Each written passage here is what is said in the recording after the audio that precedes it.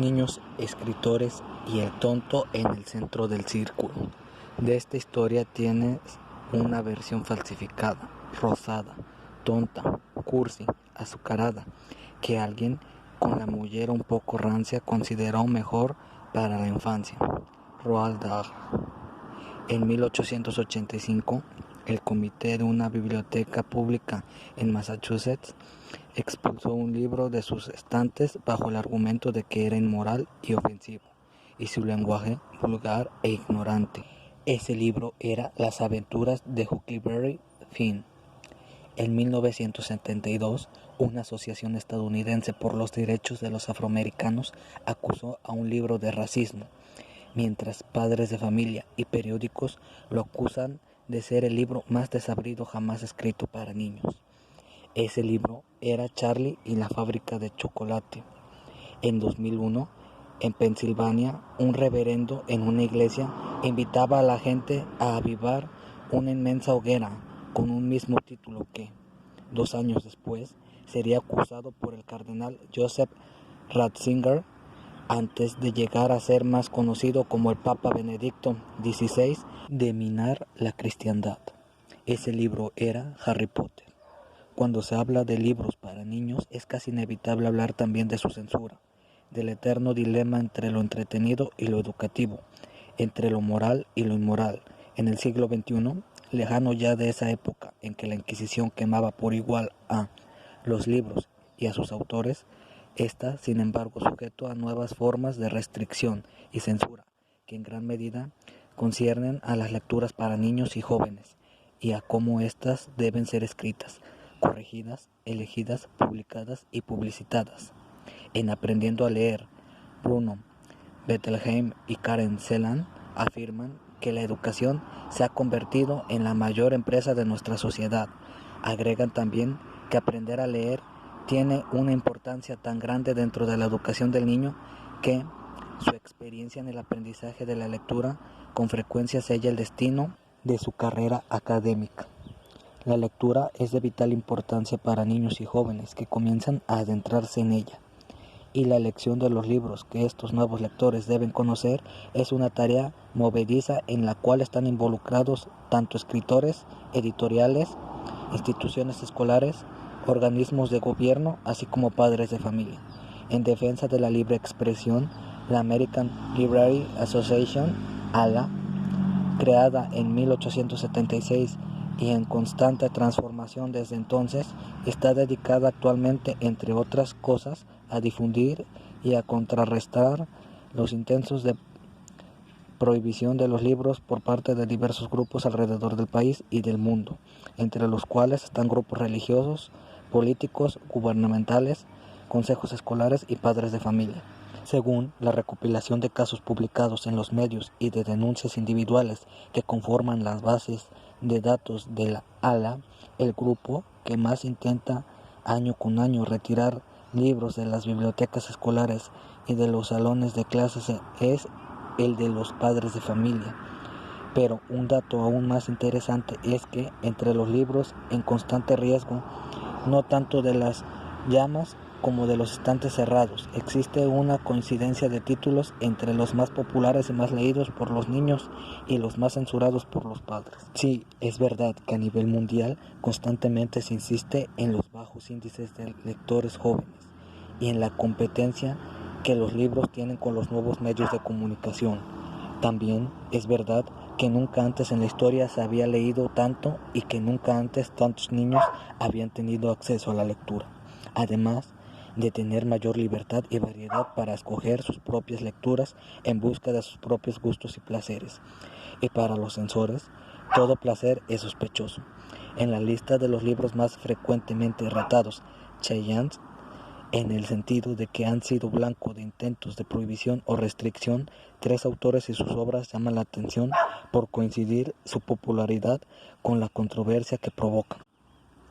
Las aventuras de Huckleberry Finn, de Mark Twain, uno de los clásicos más vendidos año con año, es también desde su publicación hasta nuestros días uno de los libros más censurados por padres de familia, quienes lo acusan de lenguaje incorrecto, racismo, ser inapropiado para niños de tener una visión inadecuada de la religión y de la vida.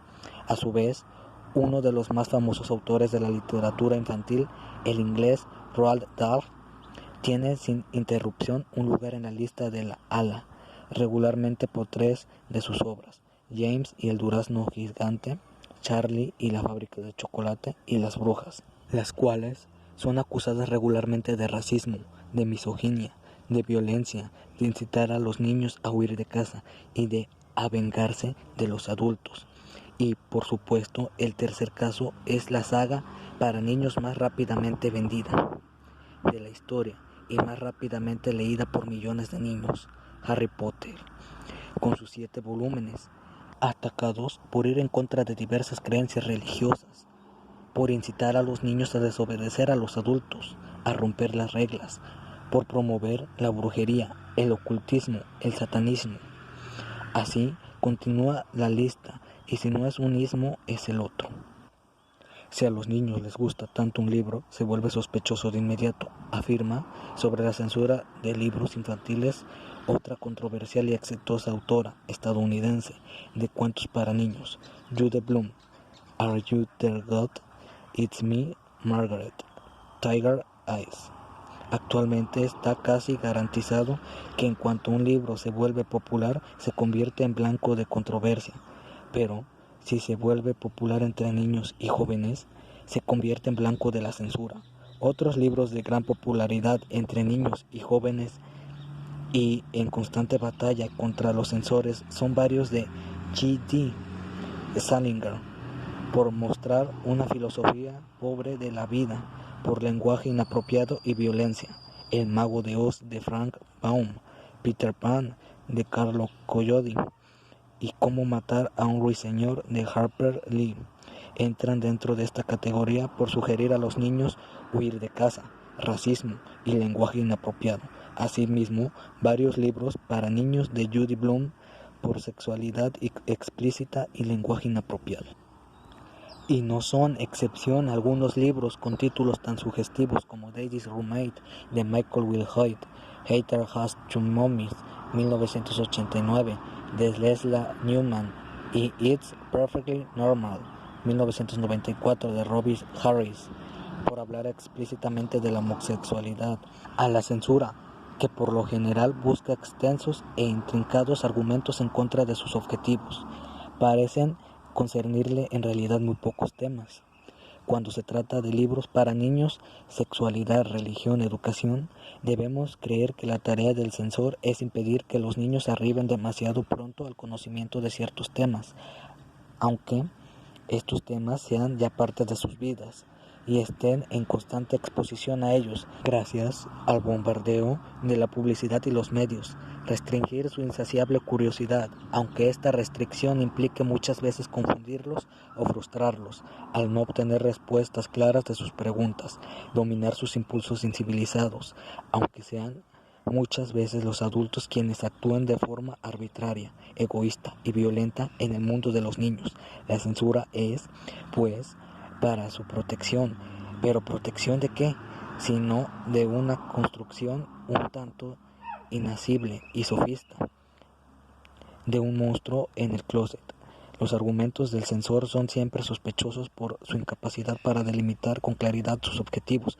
Parecen a los ojos de la lógica directa de un niño proteger menos al niño que al adulto, protegerlo de la risa, la burla, la mirada inquisitiva del niño que, al observar al adulto sin tapujos, cuestiona sus costumbres y creencias más arraigadas y lo convierte en objeto de su burla, de su divertimiento, de su horror.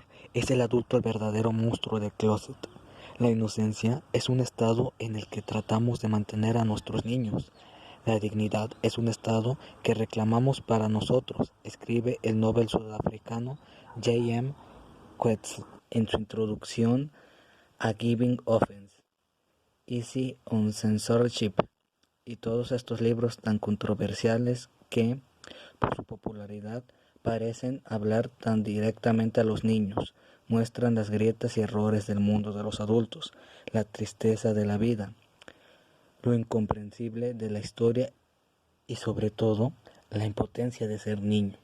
Muestran también que los niños son muchas cosas, pero nunca inocentes, y que en el difícil proceso de crecer se llegan a conocer por igual a adultos y niños horrorosos. Sin embargo, nos dice el ensayista y psicólogo Rafael López Pedraza en su libro Dionisos en el exilio sobre la represión de la emoción y el cuerpo, nuestra visión de la niñez está impregnada tanto por la adoración al niño de la Sagrada Familia como por el paraíso moderno de Disneylandia, que es la concepción de la niñez como un periodo unilateralmente puro, inocente y feliz. Todo esto en terrible contraste con un mundo de guerras, de violencia mediática, de pobreza, de intolerancia, el mar de información en el Internet, el bombardeo de la publicidad que goza las libertades negadas a la cultura misma, la transformación y la ruptura de la familia como la conocemos, la proliferación de nuevas sectas y religiones extremistas son solo parte del contexto en que los niños y los nuevos lectores crecen buscando sus propios valores, sus propias ideas y su lugar en el mundo. El censor académico, religioso, moralista, al tratar de poner una venda en los ojos de los demás, se convierte en el verdadero vendado, explica J.M. Coetzee con una excelente metáfora prestada del Erasmo. Se convierte en el tonto en el centro del círculo, que con ojos vendados tropieza y avanza titubeando, mientras todos ríen y lo esquivan. Padres de familia aún claman que en las escuelas no se les inculca a los niños el hábito de la lectura. Sin embargo, si un libro se vuelve en extremo popular para los niños, viene de súbito la sospecha: ¿es apropiado ese libro? En países como Estados Unidos, Canadá, Inglaterra, Australia, los índices de quejas de los padres respecto a diversas lecturas y material cultural son altísimos. A pesar de la supuesta tolerancia en que dicen vivir, la censura parece ser un lujo de quienes tienen algo que censurar. En México, donde la cultura y su difusión están en constante batalla de supervivencia, los casos de intentos de censura son menos, no porque haya mayor tolerancia, sino porque hay mucho menos acceso a la lectura y a los libros, menor reflexión en torno a lo que se lee o debería leerse. Pero cuando la censura de cierto padre de familia se encargó de dar renovada popularidad entre los jóvenes, a Aura de Carlos Fuentes, recuerdo haber convencido a 2 adolescentes de leerlo con solo las palabras mágicas. Este libro fue prohibido en algunas escuelas, y cuando los libros de biología de la SEP, los cuales hablaban abiertamente de la homosexualidad, causaron un escándalo en la extrema derecha religiosa, no pude evitar recordar esa otra metáfora que menciona Coetzee. El censor que pronuncia una sentencia es tan ridículo como un hombre que trata de evitar una erección. En la actualidad se sigue condenando a las llamas a miles de libros, por fortuna ya no a sus autores. Christine Piasek, escritora y periodista, en su ensayo Book Burning, Falling Flames of Censorship, insiste en que no debe subestimarse ningún intento de censurar, prohibir o quemar libros. Los libros alimentan nuestra curiosidad, la censura de libros alimenta la anarquía, y concluye que hay que leer todos los libros prohibidos que sea posible. Probablemente, cuando revisen la lista descubrirán que ya han leído algunos. La vida es un teatro, metáfora arraigada en nuestra visión del mundo, y mientras que el papel del censor parece ser el del tonto en el centro del círculo, el papel del niño es, como el del escritor, que piensa el horror para encontrar detrás del entendimiento la iluminación, el encuentro con el arte y con nosotros mismos.